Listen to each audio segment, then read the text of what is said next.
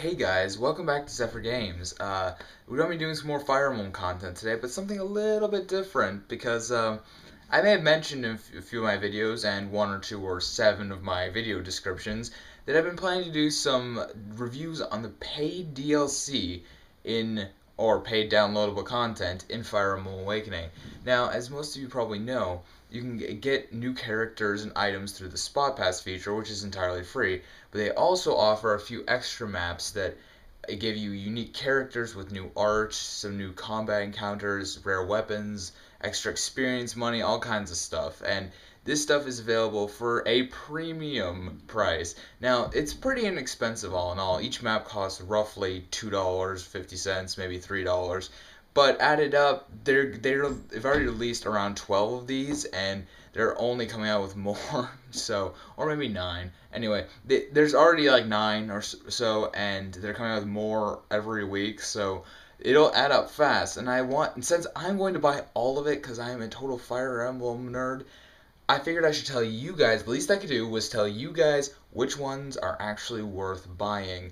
Now, another thing I should mention is all of them come in sets of 3, which means that there's always a bundle that comes out that lets you buy 3 of them for a discount. Usually the discount is about $1.50 off the total price, so it's definitely worth doing if you're going to buy them, but some of them you may not want to in advance because you're not sure if you're going to like them. That's what I'm here for, so you don't have to try it out and then waste money. So the first piece of DLC we'll be reviewing, and the only one for today, will be the Champions of Yore pack. Yeah, they actually used the word Yore. Anyway, so this map these DLC include a specific map, new characters, and a look at a bunch of the old characters from previous Fire Emblem games. Now, as this is in a type of map I like to call the nostalgia packs because they bring in lots and lots and lots of old characters from old games, and they try to basically the big selling point of these is the old character. Are the old characters, and these and that's about it. Now I'm gonna go over them in a little more detail, but know that this one's going to be mostly about nostalgia. So if you haven't played any other games in the Fire Emblem series, or if it's only like maybe your second, this one probably isn't worth buying, and you can stop watching the video now. So, for those of you who have played other Fire Emblem games, watch on. Or if you're still going to buy it anyway because it's Fire Emblem, watch on.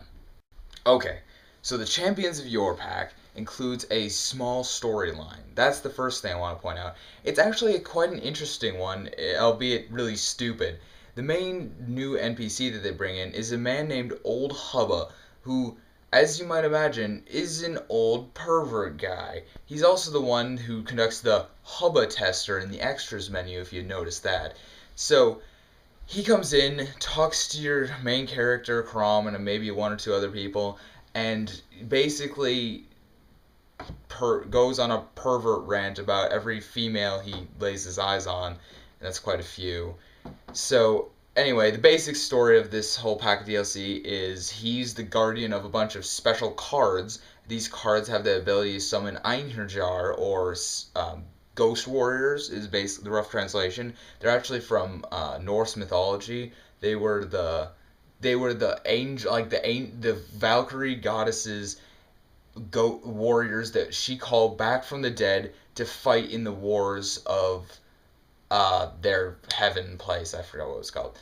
Anyway, so that's the name they're using for Einherjar, and I'm probably murdering the pronunciation, but it's not really important. So you get these he's the protector of these ghost warrior cards, but someone, a very special lady, stole them from him. So we have to go get them back for him. And at the end of every one of these DLC, you'll get one of the cards that has one of the characters on it. In the first one, you get Prince Marth. Now, Prince Marth, he is the character from Fire Emblem Shadow Dragon and a number of other games. He is very overpowered in this game because he comes with one particular skill that only one other character has, called Aptitude. Aptitude increases all of that character's growth rates by 20%. That's incredibly powerful, Just my glasses.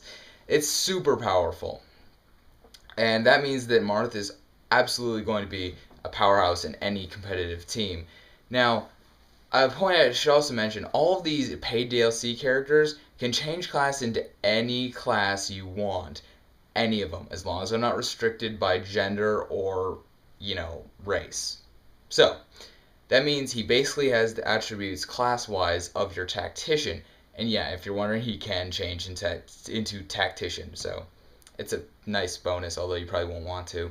Anyway, so otherwise, Prince Marth has a new piece of art as well. It's nice enough. I don't really have anything to say about it. No real opinion.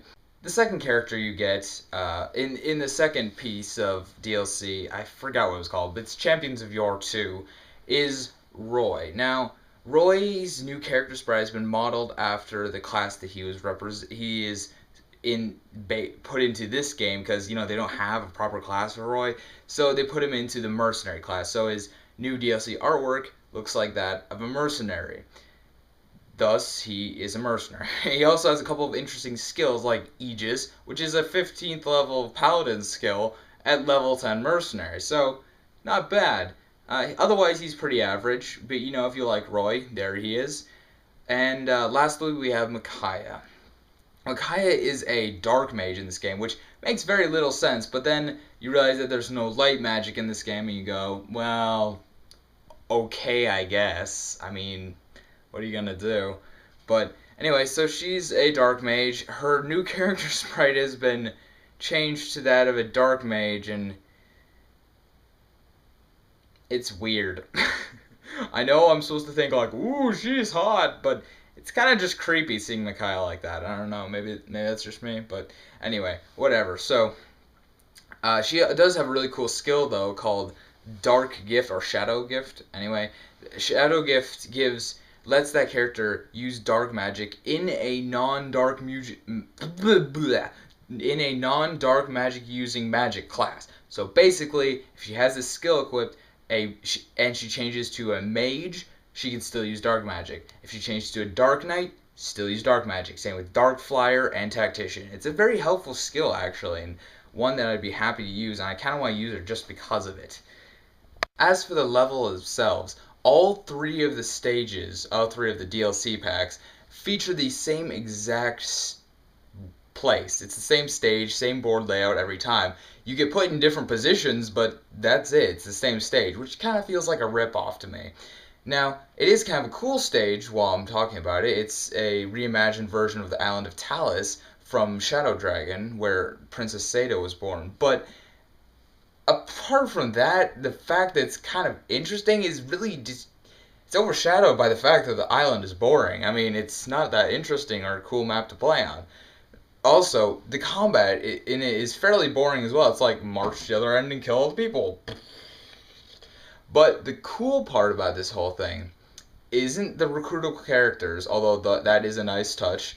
The coolest part isn't the combat by a lot, but the really interesting, awesome part about the DLC is the fact that whoa, my voice went all crazy, is the fact that every time you enter battle with one of your opponents, they will have a unique quote for you, because each one of them are a character, or is a character, from a previous Fire Emblem game. That's right, every single one of your opponents is a person like Lindis, like Ike, we like Ike, Alincia, Marth.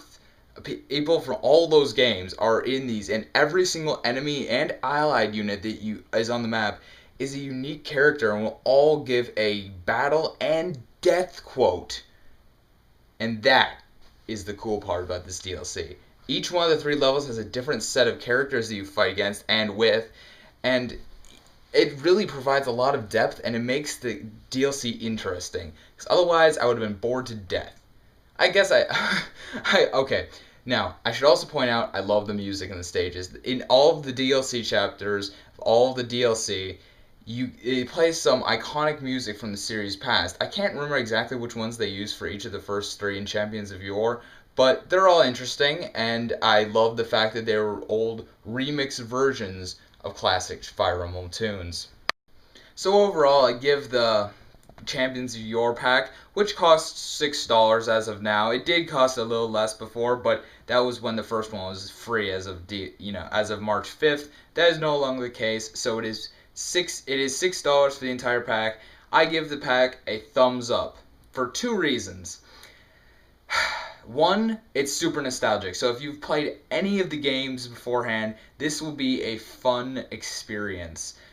And two, the other really important reason is that it sets up all the other DLC by explaining to you what in the world is actually going on with all this otherworld gate nonsense. Heroes appearing everywhere and getting the cards all mixed up. It doesn't really make sense unless you play this DLC, especially if you plan on playing other DLC like this, like the Lost Bloodlines pack, for instance.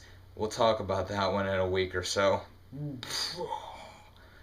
Anyway, thank you guys for watching, and stay tuned for another character guide in a few days.